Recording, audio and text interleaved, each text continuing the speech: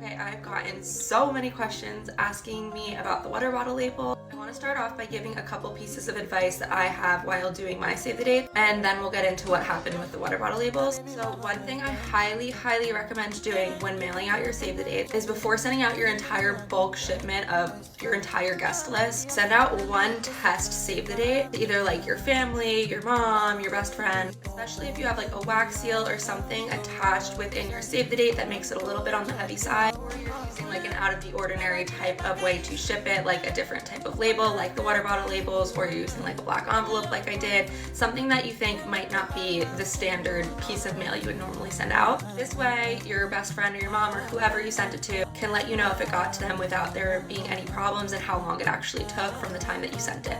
So that being said, I did this. I mainly went to the post office because I do have a wax seal on my save the date, so I wanted to make sure I didn't need any extra postage. Lo and behold, I ended up needing to use 2 stamps anyway, but that's besides the point. And when I first brought my envelope to the woman working at the counter, she immediately asked if I had sent any other save the dates like this out. And basically said because of the way that the water bottle label wraps around from like the front to the back, and they insert the envelopes into the machine to get sent, they sometimes will read the return address as the address that the envelopes need to get sent to. So she said if you recommend putting the return address on the back, to put it at the top part where like the flap is, instead of directly on the other side where like you would typically have like your sender's address. So I was super bummed because I was so excited about using the water bottle labels, and I really love how they look, especially on the black envelopes. I did send my test save the date to my family anyway just to see what would happen, and it ended up taking a lot longer than I had expected for my mom to let me know that they had gotten it. Just for reference, they only live about like 25 minutes from where me and my fiance live right now. And while they did receive it, I was just so nervous that